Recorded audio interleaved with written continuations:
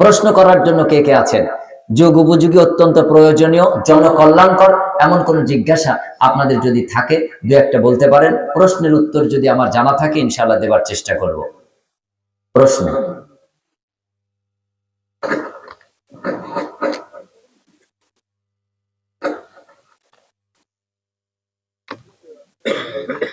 আসসালামু আলাইকুম। ওয়ালাইকুম আসসালাম। আমার একটা প্রশ্ন, মানে একদম জেনারেল প্রশ্ন। ধরুন হিন্দুরা ওরা সাকারকে বিশ্বাস করে, কেউ মা কালী, কেউ দুর্গা, কৃষ্ণ বিশ্বাস করে। জৈনরা তাদের একটা বিশ্বাস করে, খ্রিস্টানরা যিশু খ্রিস্টকে বিশ্বাস করে। মুসলিমরা, আমরা যারা মুসলমান, কেউ আহলে সুন্নাতুল জামাত, কেউ ফুরফুরা শরীফ, কেউ তবলিগ জামাত। এইটা কেন? আলহামদুলিল্লাহ, আমার ভাই প্রশ্ন করলেন, আপনারা শুনলেন। তিনি প্রশ্নটা বোঝাতে যে অনেকটা উপমা টেনেছেন। তো হিন্দু ধর্মের শাস্ত্র অনুযায়ী যেসব দেব দেবী আছে আমরা তাদেরকে শ্রদ্ধা করি, ইসলাম আমাদেরকে সেটাই শিখিয়েছেন। তবে আমরা ঈমান এবং ইয়াকিন রাখি আল্লাহ সুবহানাহু ওয়া তাআলার প্রতি, এক ঈশ্বরবাদে। কুল হুয়াল্লাহু আহাদ আল্লাহুস সামাদ লাম ইয়ালিদ ওয়া লাম ইউলাদ ওয়া লাম ইয়াকুল লাহু কুফুয়ান আহাদ। তো ওই ক্ষেত্রটা আর আমাদের মধ্যে যে মতপার্থক্য, এই ক্ষেত্রটা এক নয়। এই যে বিভিন্ন নাম, দেওবন্দি, আহলে সুন্নাত ওয়াল জামাত, ফুরফুরা, আহলে হাদিস, রাফায়দানি, মোহাম্মদী, শিয়া, ব্রেলি, এগুলি বিভিন্ন ক্ষেত্রে নামকরণ হয়েছে। হয় কোনো ব্যক্তির সাথে নামকরণ অথবা কোনো জায়গার সাথে নামকরণ হয়েছে। মৌলিকভাবে আমাদের মধ্যে ফরজে তেমন কোনো পার্থক্য নেই। যে কাজ করলে সওয়াব আছে, না করলে গুনাহ আছে, এই ধরনের কোনো কাজে আমাদের তেমন কোনো পার্থক্য নেই। কিন্তু যে কাজ করলে সওয়াব আছে, না করলে গুনাহ নেই, এই যে অতিরিক্ত নফল বা সুন্নাত, এই কাজের মধ্যে কিছু মত পার্থক্য আছে। সেই মত পার্থক্যকে বোঝানোর জন্য কেউ নিজেকে ব্রেলি বলেছে, কেউ নিজেকে দেওবন্দি বলেছে, কেউ নিজেকে আহলে হাদিস বলেছে, কেউ নিজেকে আহলে সুন্নাত ওয়াল জামাত বলেছে, কেউ বা আবার ফুরফুরা বলে দাবি করেছে। তো এগুলি জায়গার নামে অথবা কোনো ব্যক্তির নামে। আবার আহলে সুন্নাত বা আহলে হাদিস এই নামগুলি সরাসরি ব্যক্তি বা জায়গার নামে নয়, কিতাব ও সুন্নাহর সাথে যুক্ত। তো যাই হোক, এগুলি হলো মানে অতিরিক্ত বিষয়, যেটা এডিশনাল, মানে নফল সুন্নাত ক্ষেত্রে মত পার্থক্য। তো ওই সব ধর্মের যে দেব দেবী তাদের ক্ষেত্রটা ভিন্ন, আর আমাদের এই যে মত পার্থক্য, এই ক্ষেত্রটা সম্পূর্ণ আলাদা। এটা হলো একটি বিশ্বাসের, একটু আমলের ক্ষেত্রে মত পার্থক্য। কেউ তারাবি 8 রাকাত পড়ছে, কেউ 20 রাকাত পড়ছে, কেউ 40 রাকাত পড়ছে, কেউ আবার কম বেশি পড়ছে, কেউ আবার পড়ছে না। তবে তারাবি যদি কেউ পড়ে, আল্লাহ নবী সাল্লাল্লাহু আলাইহি ওয়াসাল্লাম বলছেন ফাগফিরা লাহু মা তাকাদ্দামা মিন যামবি, তার পিছনের গুনাহ আল্লাহ মাফ করে দেন। কিন্তু এটা বলেননি যে যদি কেউ তারাবি না পড়ে তো তাকে জাহান্নামে দেওয়া হবে। কিন্তু ফজরের নামাজ 2 রাকাত ফরজ, এটা যদি কেউ না পড়ে তাকে জাহান্নামে শাস্তি পেতে হবে। তো এটা, এই যে নামকরণগুলি আমরা করলাম, তারা সবাই এক এক এবং অভিন্ন বিশ্বাসী যে ফজরের নামাজে ফরজ 2 রাকাত, এক। জোহর ফরজ 4 রাকাত, এক। আসর তাই, মাগরিব তাই, এশা তাই। তো এই ফরজ হুকুমগুলিতে এক। ওজুর ফরজ 4টি, সবাই আমরা একমত। নামাজের ভিতরে বাহিরে ফরজ এতগুলি, সবাই একমত। তো এই সব ক্ষেত্রগুলিতে কোনো পার্থক্য নেই। নফল এবং অতিরিক্ত বিষয়গুলির মধ্যে কিছু মত পার্থক্য আছে। ওই জিনিসটা তো না করলেও সে গুনাহগার হবে না, তাহলে এটা তো বড় কোনো ব্যাপার নয়। তাই আমি বলি এটা মৌলিক কোনো ব্যাপার নয়। এই যে লেবু গাছটা ফুল ভর্তি, এখন যদি আমি এর 10টা ডাল কেটে দেই আগার দিক থেকে, এই গাছটা কি মরে যাবে? মরবে না। কিন্তু এই গাছটার যে মূল কাণ্ড, সেটা যদি আমি কেটে দেই, গাছটা মরে যাবে।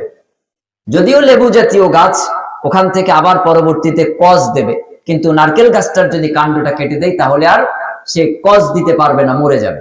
কিন্তু ওর পাতা, এগুলি যদি আমরা মাথা ধরে কেটে দেই তাহলে গাছটা মরে যাবে না। এটা হলো অতিরিক্ত। তো এই অতিরিক্ত নিয়ে যে মত পার্থক্য, এটা মুহাক্কিক মুহাদ্দিসিনে কেরাম তাদের মতে এটা কোনো মৌলিক বিষয় নয়। আমরা ওই কথার দিকে ফিরে আসব। আল্লাহ সুবহানাহু ওয়া তাআলা বলছেন, তোমাদের সাথে যেটা সামঞ্জস্য আছে গঠনমূলক চিন্তা ভাবনা নিয়ে, সেটা নিয়ে তোমরা আলোচনা পর্যালোচনা করো। যেখানে মতভেদ আছে সেটা তোমরা সাধারণে আলোচনা করো না, যারা তোমরা আলেম ওলামা নিজেরা তোমরা আলোচনার মাধ্যমে সহমত পোষণে আসো। এটা আল্লাহ সুবহানাহু ওয়া তাআলার আদেশ। আশা করি আমরা এই আদেশে ফিরে আসবো ইনশাআল্লাহ, এবং এই মত পার্থক্যগুলিকে আমরা মৌলিক সামনে বাধা হিসেবে রাখবো না। আমরা হাতের 5টা আঙ্গুলের দিকে তাকিয়ে শিক্ষা নেব। বৃদ্ধা আঙ্গুলিটা খাটো, একটু মোটা, শাহাদা আঙ্গুলিটা একটু সরু কিন্তু এই বেশি কথা বলে, মধ্যমা আঙ্গুলিটা অনেক লম্বা কিন্তু সহজে সোজা হয়ে কথা বলে না, কনিষ্ঠ আঙ্গুলি এ খাটো সরু। 5টা আঙ্গুলির অবস্থান 5 জায়গায়, ক্ষেত্রেও 5 রকম। তাই বলে কি আমাদের আঙ্গুলের কম বেশি আছে নাকি? কি বলেন, আপনার কোন আঙ্গুলটা শ্রেষ্ঠ একজন বলেন দেখি, কে বলতে পারবেন কোন আঙ্গুলটা সব থেকে দামি? এই একজন বলছে এইটা, একজন বলছে বৃদ্ধটা, আরেকজন বলছে ওইটা। করকম হলো 5টা আঙ্গুলি সমান, একটা যদি না থাকে তো হ্যান্ডিক্যাপ। একজন বলছে বুড়ি আঙ্গুল, নামটাই তো বুড়ি, তা বুড়ি আঙ্গুল আবার মেইন হয় কি করে? যুবকটা কি করেছে? এটা মেইন না, এটা মেইন, এটা না, এই 5টা আঙ্গুল মিলে একটা হাত। অতএব এই মত পার্থক্যগুলি কোনো মত পার্থক্যই নয়। আমরা কোরআন এবং হাদিস সামনে নিয়ে মত পার্থক্যগুলি আস্তে আস্তে ধীরে ধীরে ইনশাআল্লাহ কাটিয়ে নেব। আল্লাহ আমাদের তৌফিক দান করুন। আশা করি বুঝতে পেরেছেন। পরবর্তী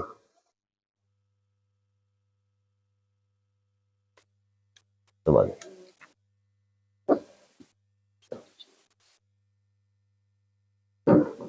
আসসালামু আলাইকুম। ওয়ালাইকুম আসসালাম। হুজুর বলছি, আমরা অনেকে আছি নামাজ পড়ি না।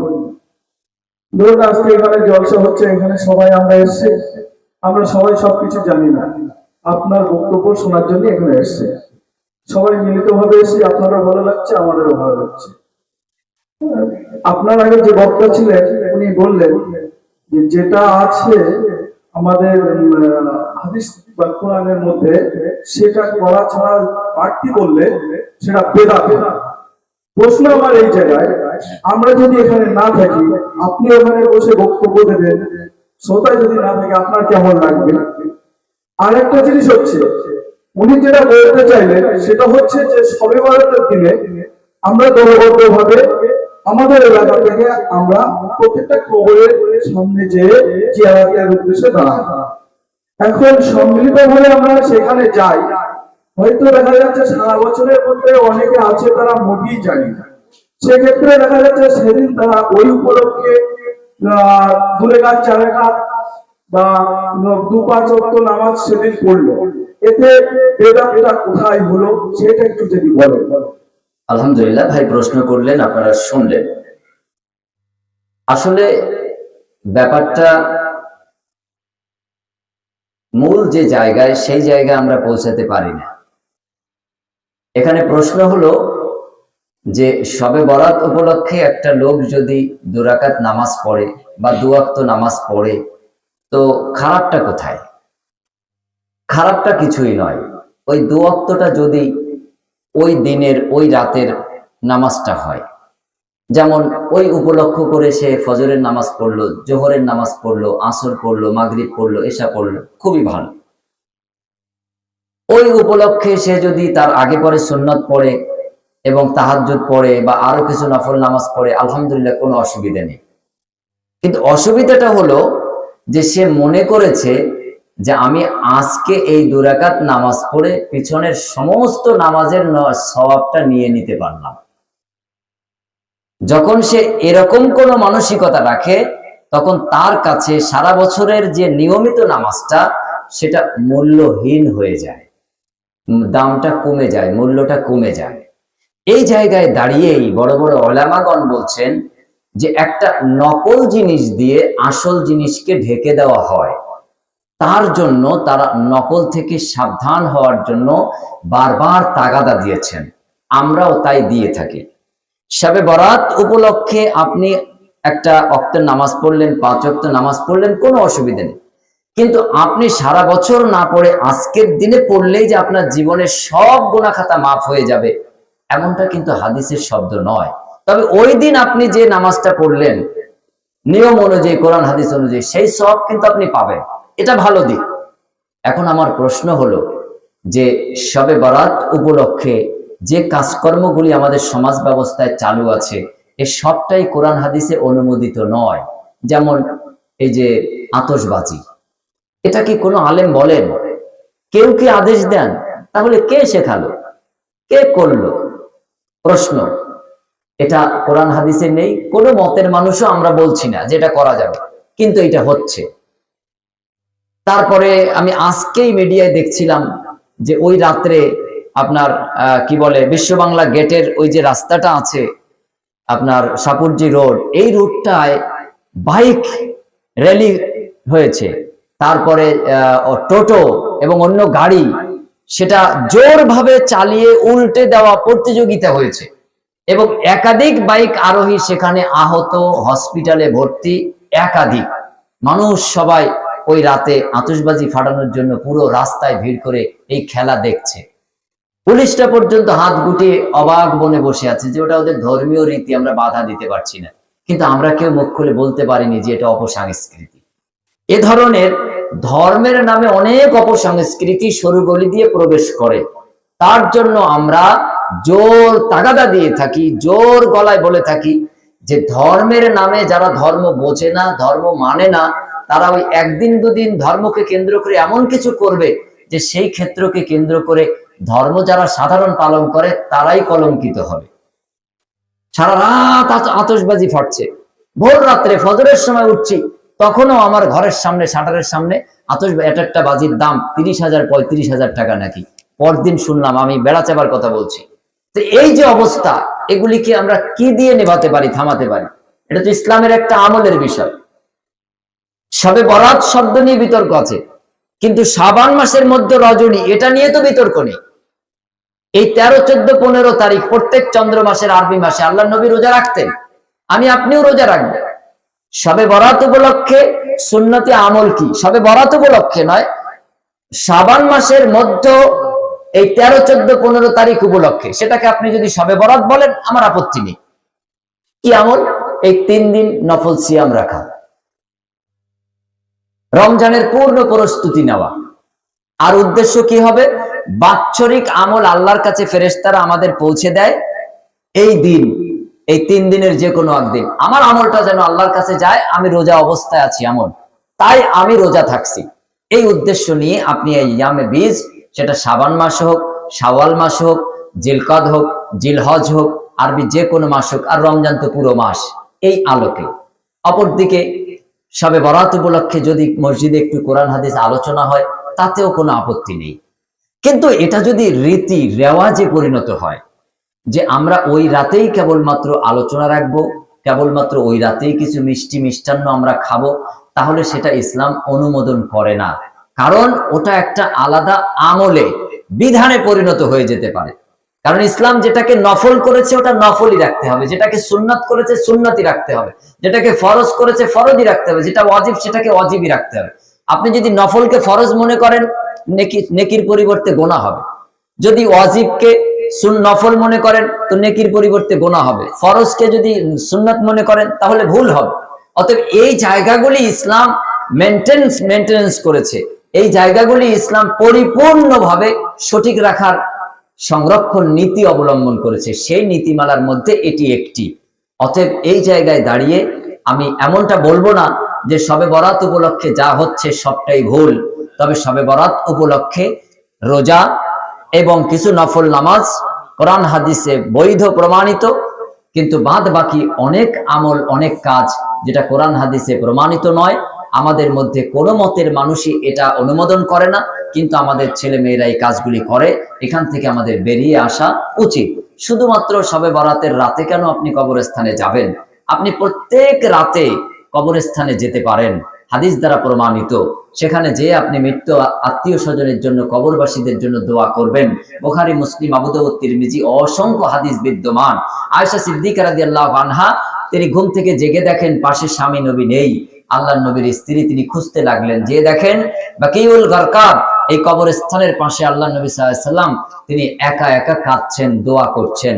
অতএব আপনি যাবেন, একা একা দোয়া করবেন প্রত্যেক রাতে, দিনে, যে কোনো টাইমে কবরস্থানের পাশে যেয়ে আপনি দোয়া করতে পারেন, কোনো অসুবিধা নেই। কিন্তু বছরে একদিনই যেতে হয়, আর কোনোদিন যাওয়া লাগে না, এই ধারণাটা হয়ে গেলেই আমাদের মধ্যে মুশকিল। সব সময় কবরস্থানের কাছে যাওয়াটা এটা হাদিস সম্মত, তাদের জন্য মাগফিরাত কামনা করা হাদিস সম্মত, অত্যন্ত জরুরি বলে ইসলাম ঘোষণা করেছে। সেইটা চালু রাখুন। আমাদের মধ্যে ধারণা একদিন গেলেই সারা বছর যাওয়া হয়ে যায়, এই ধারণাটাকে পাল্টানো আমাদের জরুরি বলে মনে করছি। ওই দিনও যান, অন্য দিনও যান। আশা করি বুঝতে পেরেছেন। পরের প্রশ্ন, শেষ প্রশ্ন নেব।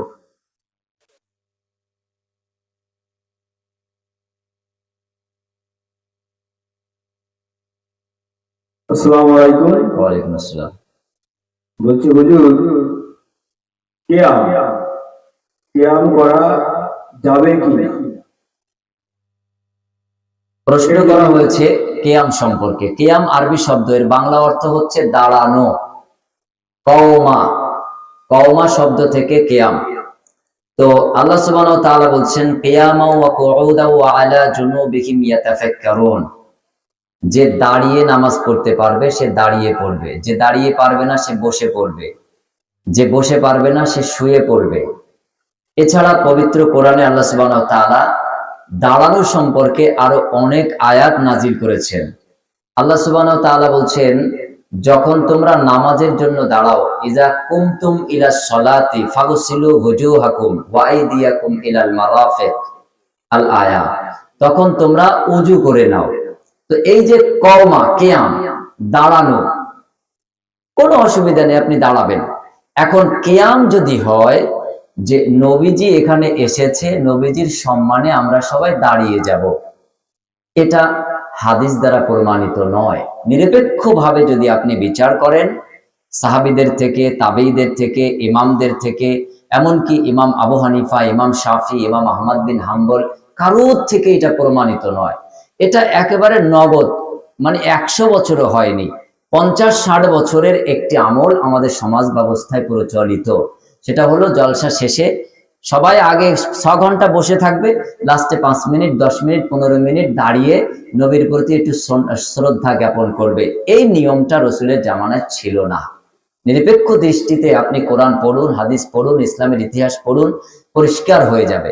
এখন দাঁড়ানো, আমি যেমন দাঁড়িয়ে বক্তব্য দিই, আজকে অসুস্থতার কারণে বসে বক্তব্য দিয়েছি। এক জায়গায় আমি এরকম বিপদের সম্মুখীন হলাম, 2 ঘন্টা 30 মিনিট, 2.5 ঘন্টা দাঁড়িয়ে বক্তব্য দিলাম। হঠাৎ করে আমাকে একজন বলছে, হুজুর আপনি কিয়াম করেন না কেন? তো আমি বললাম, ভাই আমি তো আসল কিয়ামকারী, আমি 2.5 ঘন্টা দাঁড়িয়ে বক্তব্য দিলাম, আর আপনারা সবাই বসে বসে লাস্টে 10 মিনিট দাঁড়াবেন, তাহলে আপনি দাঁড়ানো না আমি দাঁড়ানো? তখন তারা হেসে বলল, না হুজুর আপনি দাঁড়ানো। তো এই যে দাঁড়ানোর এই ক্ষেত্র আলাদা। আপনি নামাজে দাঁড়াবেন, ওটা কিয়াম। আপনি দাঁড়িয়ে বক্তব্য দেবেন, ওটা কিয়াম।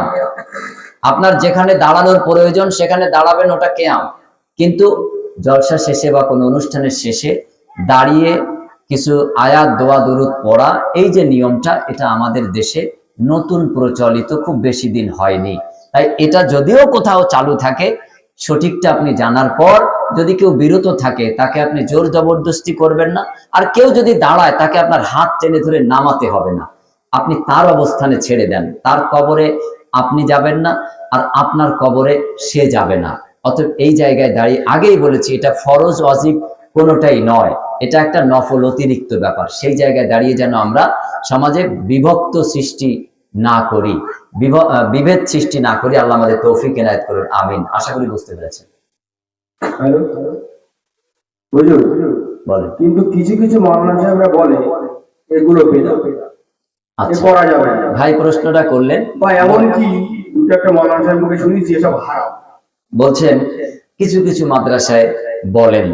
তো কিছু কিছু মাওলানা সাহেব বলছি, কিছু কিছু আলেমরা বলেন এটা বেদাত। যারা বলছেন, আমিও কিন্তু তাই বললাম, তো আমি বাংলায় বলেছি যে এটা এই 50-60 বছরের মধ্যে আমাদের দেশে একটা চালু নতুন আবিষ্কার। বেদাত আরবি শব্দ, এর বাংলা অর্থ হচ্ছে নতুন আবিষ্কার, নতুন ভাবে তৈরি হয়েছে। এটা রসুলের জামানায় ছিল না এই পদ্ধতিতে। রসুলের জামানা, সাহাবীদের জামানা, ইমামদের জামানা, তাদের জামানা এটা ছিল না, এটা পরবর্তীতে এসেছে। এখন এটা এমন নয় যে এইটা করে আর যে করে না এর জন্য জান্নাতে যাবে, আর যে এইটা করে এর জন্য জাহান্নামে যাবে, এমনটা আমি বলতে পারবো না। অতএব এটা যদি কেউ করে তার ঘাড় ধরে বসানোর দরকার নেই, কেউ যদি না করে তার হাত ধরে টেনে তোলার দরকার নেই। আপনি তাকে ছেড়ে দেন, বলবো কোরআন হাতে নিন, হাদিস হাতে নিন, পড়ুন, ইনশাল্লাহ আপনি ইসলামের ইতিহাস জেনে সঠিকটা ইনশাল্লাহ আমল করতে পারবেন। আশা করি বুঝতে পেরেছেন। এটা শেষ করি প্রশ্ন, 12টা প্রায় বেজে গেছে।